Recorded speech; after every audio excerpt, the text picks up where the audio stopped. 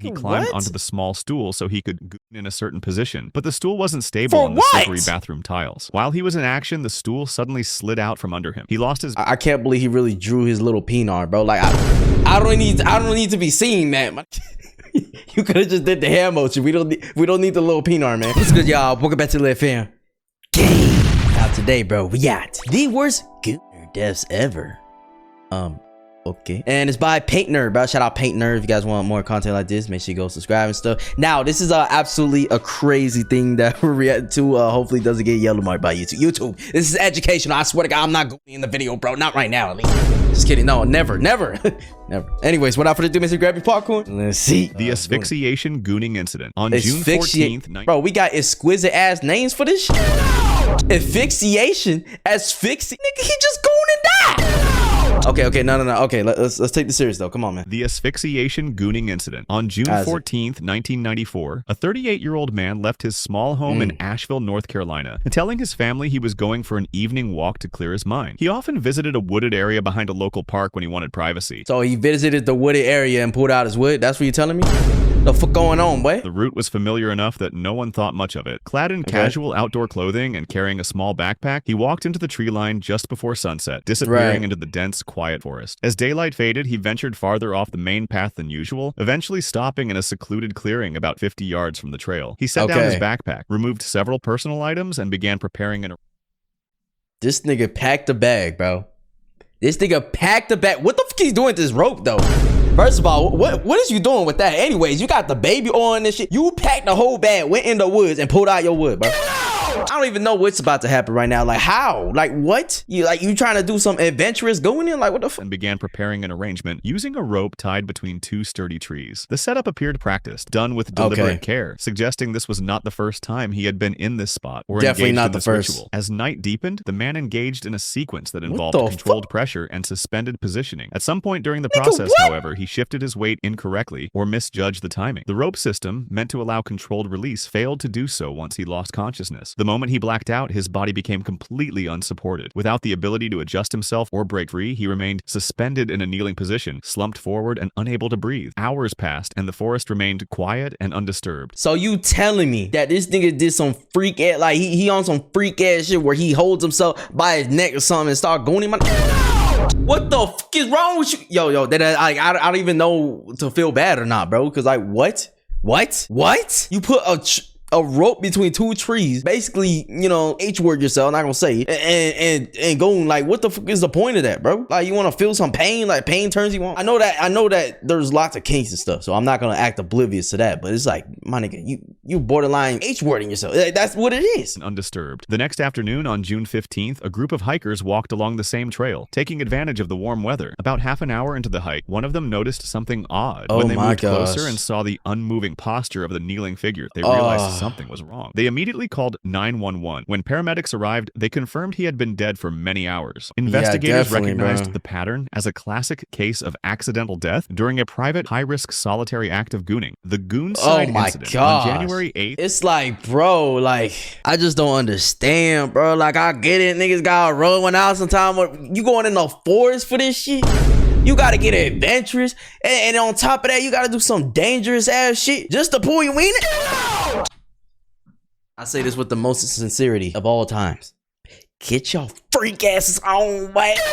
Unless you want to end up like these motherfuckers, man. Goonside incident. On January 8th, 2025, a 27-year-old man named Nautica Malone drove his sedan into the drive-through lane. Oh, this is a thing. Yo, I actually talked about this in a video before, bro. Yeah, this is definitely like, this is definitely top 2 worst things that happen, you know what I'm saying? In terms of like gooning literally in public and it getting broadcasted to literally everybody and then get super embarrassed by it and, you know what happened next. Through lane of Bikini Beans Coffee in Tempe, Arizona, just after 7 a.m. He had left home unusually early that morning, according to his family, saying he needed fresh air and a change of scenery. As he approached the service window, a barista preparing for the morning rush noticed him rolling forward at a slow, measured pace. When he reached the window, she greeted him, expecting a routine order. But within seconds, she realized Nautica had no pants on. She pulled out her phone and began recording the encounter, capturing the man's quiet, vacant expression as he sat behind the wheel. The video lasted only a few seconds before the car eased forward and exited the lane. The clip was shared privately at first, circulating among coworkers, but by late afternoon it had been forwarded again and again until someone uploaded it to social media. Within hours, it was widely circulating across multiple platforms, gathering captions, jokes, and commentary. Over the next 2 days, Malone withdrew from friends and family. According to relatives, he stayed mostly in his room, leaving only briefly to pick up mail or get water. He ignored calls from coworkers, disabled... Why the fuck is dead calling, bro?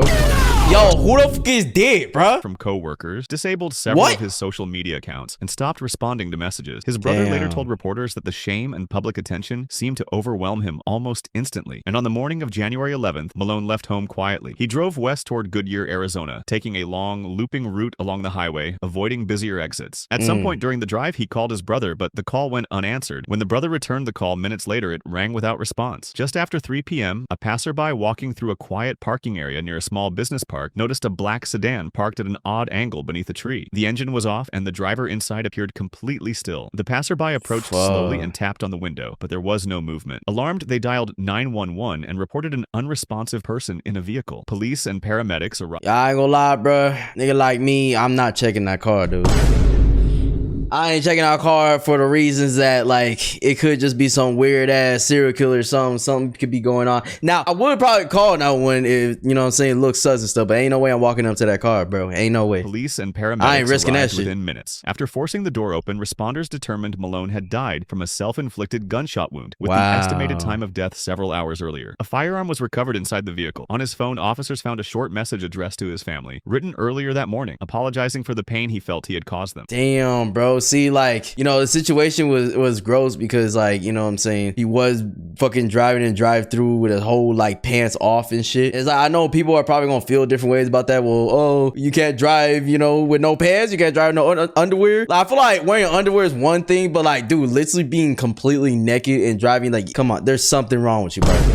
There's something wrong with you, dog. Like, ain't no way I'm hopping in my car butt booty naked, my nigga. Like, first of all, that's not comfortable. On top of that, it's weird as fuck. You know what I'm saying? So, like, yeah, and then I think, like, he was actually, you know what I'm saying, like, doing stuff. So yeah, it's super embarrassing, but you could feel sentimental for this part, because anytime someone goes viral on the internet, especially for something, you know, weird like this, and then they get labeled stuff, and obviously family gets dragged into it and everything, and it turns into a real complicated situation into which, you know, it could drive people to want to commit S-word, you know? So I definitely, like, feel sentimental for that part, and, you know, feel bad and stuff, but it's like, you just can't be doing this stuff, bro. It's weird. It's weird. You can't do stuff like this and not expect it to get exposed, for real. The falling Gooner incident. On March 18th, 2011, a 32-year-old man returned to his small Milwaukee studio apartment after a long work shift. He dropped his keys on the counter, turned on his TV for background noise, and headed straight for the bathroom. A few minutes later, he decided he wanted to goon. He brought a small stool from the living room and placed it beside the bathtub. He Okay, my nigga,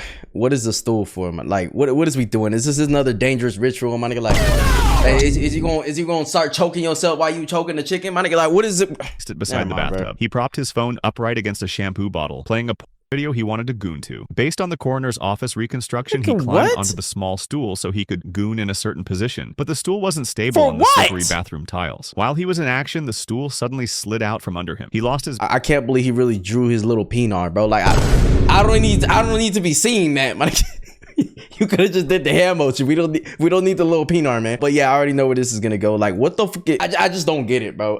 I know niggas want to switch it up sometimes, make it interesting, bro. We on a stool, man. You got the phone propped up and shit. Like, they just watch it, do it like a regular person, man. He slid out from under him. He lost his balance instantly. He fell backward, hitting his head hard on the edge of the bathtub, and was knocked unconscious immediately. With no one else in the apartment to help him, he stayed on the floor without ever waking up. When he didn't show up for work the next morning, his co-workers requested a welfare check. The landlord entered the apartment and found the scene unchanged. The phone still playing, the stool overturned, and the man lying on the bathroom floor where he had fallen. Paramedics were called to the scene, and they confirmed he had died from a head injury caused by the fall. Hell yeah. I mean, anything where you fucking smacking your head at great force into something, I mean, that's automatic skull damage, and that travels to your brain moves around a little bit, and then boom, you could just be out. I guess worse, or at least or at the least, you know, be in a coma or something, or just have permanent brain damage, or your skull was just broken or something. But yeah, like that bathtub, especially the corners of bathtubs and shit, they be really kind of not sharp, but they're, you know, sharp enough to where if you slam your head in the right angle and shit, that shit will fucking puncture your skull, bro. Especially he was on top of a stool, chat. So imagine you're on top of a stool and you're falling. You know, he's probably a little on the taller side, so you're taller, you fall more, the more force and shit, and then going straight on your head too. Oh hell no. Ladder incident. On June 11th, 2019, a 38-year-old man in rural Oregon carried an aluminum ladder behind his house and placed it against a tall pine tree at the edge of his property. He often climbed the tree to get cell reception, and neighbors later reported that he had a habit of spending long periods alone outdoors. That afternoon, he set up the ladder in a secluded spot and climbed roughly 15 feet up, settling on a sturdy branch. He began— Yo, what's up with these niggas, man? Nah, that ass, bro. You don't gotta be on wood to pull out your wood. What's up with these niggas? What's up? No. Okay. Yeah, the first nigga and this nigga pissed me off, bro, because ain't no way, bro. You climb up to the top of the tree. You know, I used to say that little song in elementary school, just tease you and your little crush or whatever. You're like, something sitting in a tree. K-I-S-S-I-N-G. Nah, these niggas took it serious, bro. They took it to the heart, bro.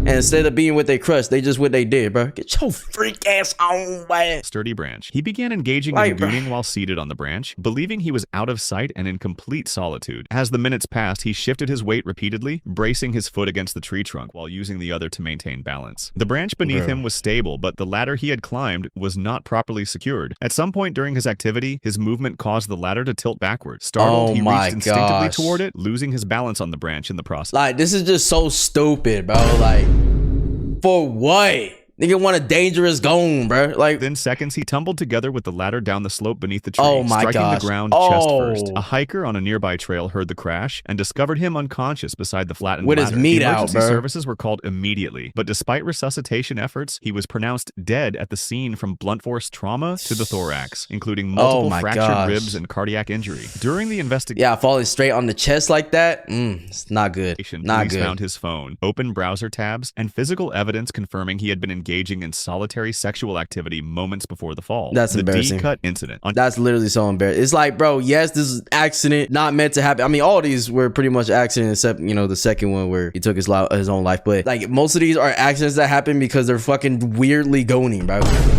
Are just doing weird shit. Like, it don't even make no sense, dude. The D-cut incident. On July 14, 2016, a 45-year-old man returned to his small apartment in Eastern Europe after a day of running errands. He set down his bags, turned on a small radio for background noise, and made his way to the bedroom. He retrieved a homemade metal device he had been experimenting with and brought it to the bed, arranging it carefully for use. Based on investigators' reconstruction, he attempted to use the device while sitting on the edge of the bed. The device was unstable, and one of the metal parts suddenly snapped under pressure. The broken piece caused a deep cut to his groin. He tried to stop the bleeding, but the wound was severe and involved a major blood vessel. Alone in the apartment, he was unable to get help or call emergency services. My dick bleeding, cuz. What you mean my dick bleeding? Within minutes. Yeah, I ain't gonna lie. If I got a text like that from my homies or whatever, I'm just gonna say, hey, it is what it is, bro.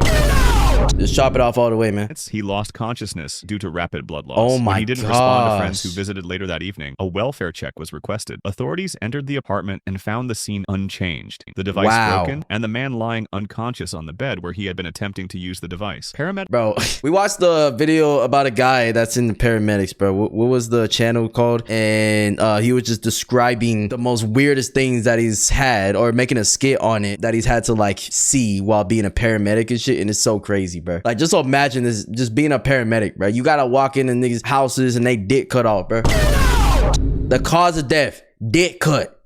Are we dead ass, son? The device. Paramedics confirmed that he had died from hemorrhagic shock caused by the laceration. The obsessed gooner incident. On October 14th, 2020, a 33-year-old man woke up in his small apartment in the city. His nights had become sleepless, spent scrolling through videos and live streams of a single adult performer he believed was secretly communicating with him. To him, every post, every glance at the camera was a coded message meant only for him. Investigators later found that I mean, to be honest, like, every single one of these guys on here are, you know, classified weirdos for sure.